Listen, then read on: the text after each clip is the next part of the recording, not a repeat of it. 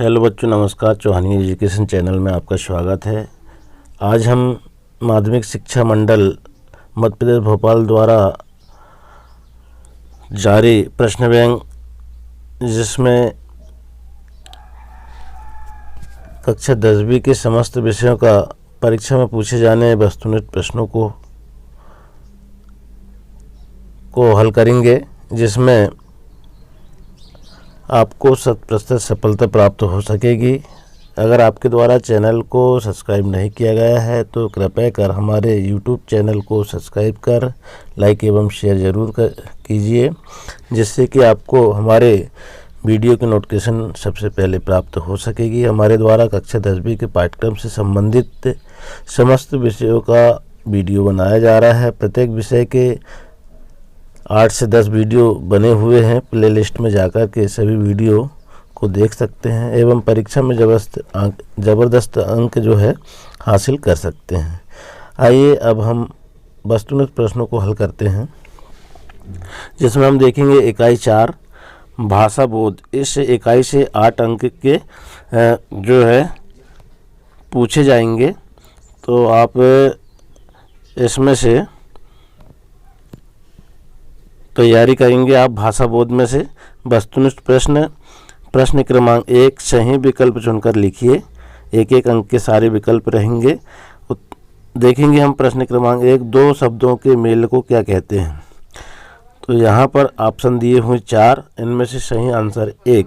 तो हम सही आंसर को पढ़ते हैं। तो क्या कहते हैं? समास कहते हैं। यहाँ उत्तर लिख देंगे समास। नंबर 2, संधि के भेद होते हैं। संधि के कितने भेद होते हैं? यहाँ पर ऑप्शन दिए हुए हैं। सही आंसर पर टिक कर देंगे हम, तो 3 होते हैं। प्रश्न तीसरा है, 2 शब्दों का अपने विभक्ति चिन्हों को छोड़कर आपस में मिलना कहलाता है। क्या कहलाता है? यहाँ पर 4 ऑप्शन दिए हुए। सही आंसर में हम टिक लगा देंगे, खा समास। फिर 4 है, जिन मूल शब्दों से मिलकर समास बना है उसमें से पहले पद को क्या कहते हैं। तो यहाँ पर 4 ऑप्शन हर एक वस्तुनिष्ठ के दिए हुए हैं। यहाँ हम उत्तर को देख लेते हैं। का इसमें जो रहेगा पूर्व पद यहाँ पर आ जाएगा। अगला प्रश्न है, वाच्य के भेद। तो वाच्य के कितने भेद है वो लिखना है। तो यहाँ पर खा में हम उत्तर दे देंगे 3। इसके बाद देखेंगे अगला प्रश्न है, 2 जो शब्द क्रिया की विशेषता प्रकट करते हैं उन्हें कहते हैं। क्रिया की जो विशेषता प्रकट करते हैं उन्हें क्या कहते हैं। यहाँ पर हम 4 ऑप्शन में से देखेंगे। तो गा इसका सही है, क्रिया विशेषण कहते हैं। क्रिया विशेषण यहाँ पर सही हो जाएगा। इसके बाद अगला प्रश्न है, सुनार गहने बनाता है, इसमें वाच्य है। अब कौन सा वाच्य है? कर्तुवाच्य है, तो खा इसमें सही आ जाएगा।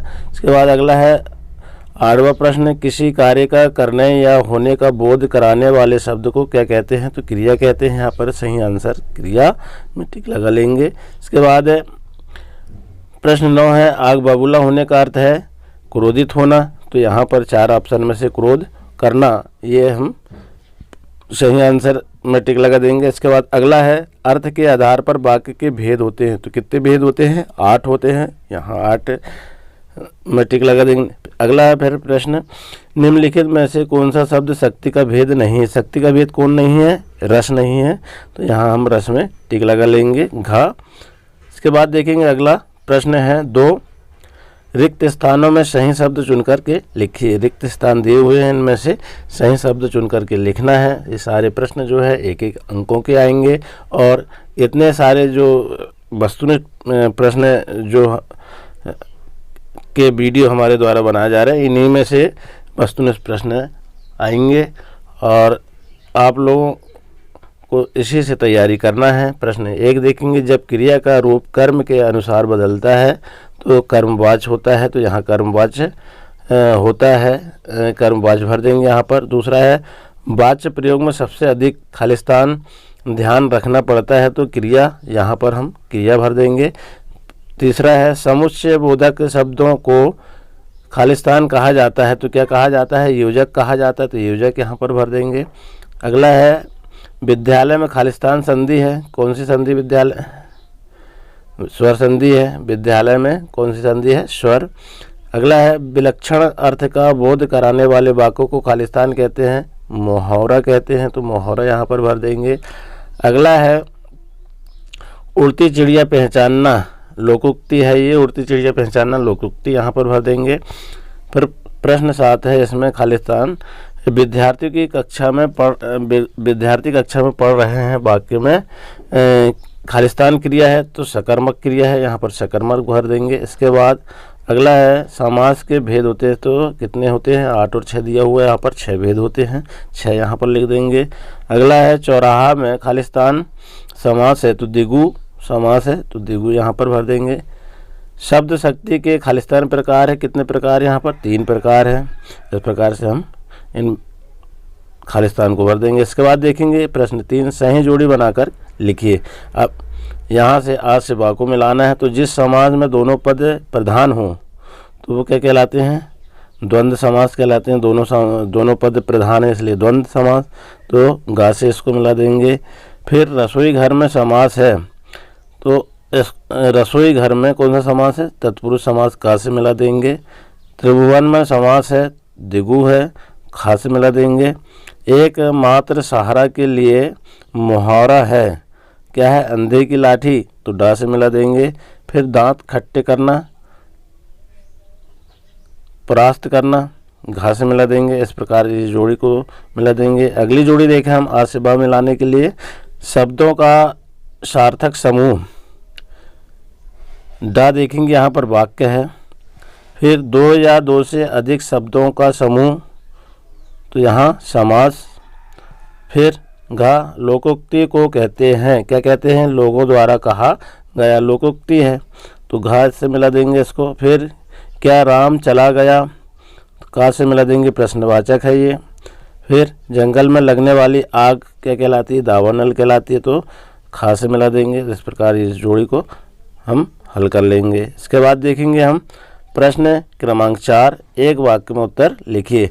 वाच्य क्या है, अब वाच्य क्या है इसको हमको लिखना है, तो इसके उत्तर के लिए हम देखें यहाँ पर क्रिया के जिस रूप से यह ज्ञात हो कि क्रिया का प्रयोग कर्ता के अनुसार है या कर्म के अनुसार, उसे वाच्य कहते हैं। इसके बाद प्रश्न दूसरा, ऐसी बात जो लोगों द्वारा बोली जाती है और जुबान पर चढ़ जाती है क्या कहलाती है, तो क्या कहलाती, देखिए आप, व्यंजना शक्ति कहलाती है, यहाँ पर व्यंजना शक्ति लिख देंगे। इसके बाद तीसरा प्रश्न है, बिजली गुल हो गई, यह वाक्य वाच्य का कौन सा प्रकार है, तो कर्तुवाच्य है, ये कर्तुवाच्य यहाँ पर लिख देंगे। अगला है समुद्र मंथन करना का अर्थ लिखिए। चौथा, बहुत कठिन परिश्रम करना, समुद्र मंथन करना मतलब बहुत कठिन परिश्रम करना, तो यहाँ पर लिख देंगे हम बहुत कठिन परिश्रम करना। इसके बाद प्रश्न अगला है, विरोध करने के लिए सही मुहावरा लिखिए। विरोध के लिए क्या है, सिर उठाना, यहाँ पर हम सिर उठाना लिख देंगे मुहावरा, ये यहाँ पर सिर उठाना। फिर इसके बाद शब्द की प्रथम शक्ति को क्या कहा जाता है, व्यंजना शक्ति कहते हैं प्रथम शक्ति को, व्यंजना शक्ति लिख देंगे। इसके बाद साधवा है, जिसका कोई शत्रु ना हो उसे क्या कहा जाता है, तो जिसका कोई शत्रु नहीं, अजात शत्रु। इसके बाद अगला है, टेढ़ी खीर मुहावरे का क्या अर्थ है, तो यहाँ देखेंगे कठिन कार्य करना, 8वां में कठिन कार्य करना। फिर 9 है, प्रतिदिन में कौन सा समास है, प्रतिदिन में कौन सा समास है, तो अव्ययभाव समास है, यहाँ अव्ययभाव लिख देंगे। इसके बाद अगला है, समुच्चय बोधक शब्द का अभिप्राय क्या है, समुच्चय बोधक शब्द का क्या अभिप्राय है, तो देखेंगे हम, जो पद एक पद या वाक्य का संबंध दूसरे पद या वाक्य से जोड़ते हैं वे समुच्चय बोधक कहलाते हैं। इस प्रकार से हम एक वाक्य में उत्तर को लिख देंगे। इसके बाद प्रश्न 5वां क्या है, सत्य और असत्य को लिखिए। तो देखेंगे हम, पहला, क्रिया के वर्तमान काल में काम होने का पता चलता है, ये सत्य है। दूसरा है, कर्तुवाच्य भाव प्रधान होता है, असत्य है। तीसरा है, कर्मवाच्य में क्रिया हमेशा अकर्मक होती है, यह असत्य है। चौथा है, लोक धन उक्ति से मिलकर लोकोक्ति शब्द बना, ये भी सत्य है। उससे खाना नहीं खाया जाता है, मैं भाववाच्य है, ये सत्य है। छठवां, अग्नि परीक्षा देने का अर्थ है कठिन परिस्थिति में पढ़ना है, ये सत्य है। सातवां, मुहावरे और लोकोक्ति पंक्तियों में लक्षणा शब्द शक्ति के जरिए अर्थ ग्रहण किया जाता है, ये भी सत्य है। 8वां है वर्षा न होती तो फसल सूख जाती, विधिवाचक वाक्य है, ये भी सत्य है। 9वां मुहावरे और लोकोक्ति एक ही है, असत्य है। उपकार मानने वाला कृतज्ञ कहलाता है, ये सत्य है। इस प्रकार सत्य असत्य को लिख देंगे। अगला प्रश्न, संधि किसे कहते हैं और संधि के भेद लिखिए। तो यहाँ पर हम देखेंगे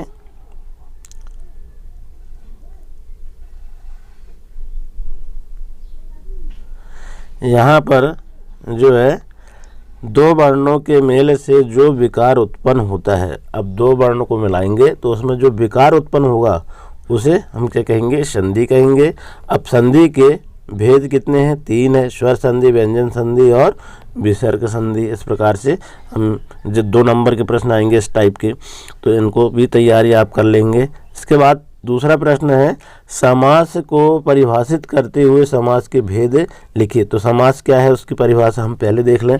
तो 2 या 2 से अधिक शब्द मिलकर एक नया संक्षिप्त शब्द बनाते हैं, 2 या 2 शब्दों से मिलकर के एक नया शब्द बनाते हैं, उसे मेल को क्रिया समास कहते हैं। तो अब समास के भेद देखिए, अव्ययभाव समास, तत्पुरुष समास, द्विगु समास, द्वंद्व समास, बहुवीर्य समास और कर्मधारा समास, ये 6 भेद इसके समास के होते हैं। इसके बाद प्रश्न 3 देखिए, वाच्य की परिभाषा उदाहरण सहित लिखिए। अब वाच्य क्या है देखिए आप, क्रिया के जिस रूप से यह ज्ञात हो कि क्रिया का प्रयोगकर्ता के अनुसार है या कर्म के अनुसार या भाव के अनुसार, उसे वाच्य कहते हैं। उदाहरण, रमेश खेल रहा है, ये वाच्य है। तो इस प्रकार से ये 2-2 अंकों के ये प्रश्न आएंगे। इसके बाद प्रश्न 4 देखिए, क्रिया किसे कहते हैं। अब देखिए क्रिया किसे कहते हैं, तो क्रिया का अर्थ है काम करना, स्वाभाविक बात है। क्रिया का मतलब होता है काम करना या होना। अतः जिन शब्दों के द्वारा किसी कार्य करने या होने का बोध कराते हैं वे क्रिया कहलाते हैं। कोई भी ऐसा शब्द जिनके द्वारा कार्य करने या होने का आपको भाव प्रतीत हो, वो क्या कहलाते हैं, क्रिया कहलाते हैं। अब देखेंगे हम क्रिया के भेद लिखिए। क्रिया के भेद कितने हैं, तो यहाँ पर हम क्रिया के 6 भेद को भी देख लेंगे। तो क्रिया के भेद देखिए, अकर्मक क्रिया पहला, दूसरा सकर्मक क्रिया, तीसरा द्विकर्मक, चौथा प्रेरणार्थक क्रिया, 5वां अपूर्ण क्रिया, 6वां संयुक्त क्रिया। ये 6 भेद हैं। इसके बाद देखेंगे प्रश्न 6वां, समुच्चय बोधक शब्दों का प्रयोग कहाँ करते हैं।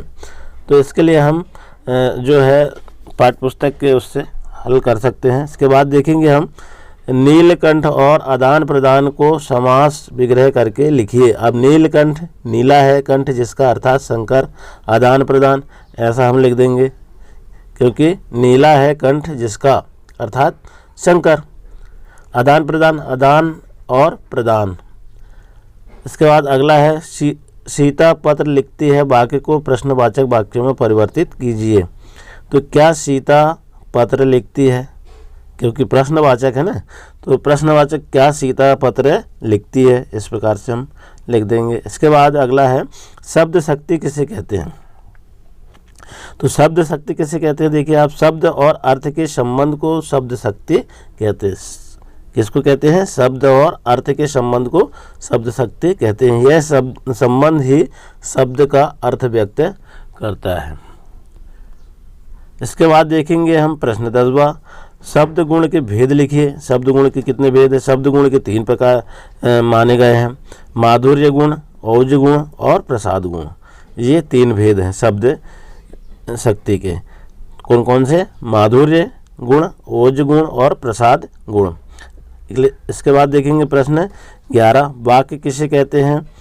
वाक्य 2 या 2 से अधिक शब्दों के सार्थक समूह को कहते हैं। सार्थक शब्दों का वह व्यवस्थित समूह जो पूर्ण अर्थ प्रकट करता है वाक्य कहलाता है। तो इस प्रकार से हमने ये 2-2 अंकों के भी प्रश्न इसमें आपको बताए हैं और आशा करते हैं कि सारे प्रश्नों को आप ध्यान से समझेंगे और अच्छे से अच्छे समझ करके इनको हल करेंगे। आशा है आपको वीडियो पसंद आया होगा। इसी तरह आने वाले जो है इकाइयों को हल करने के लिए चैनल में बने रहें। धन्यवाद।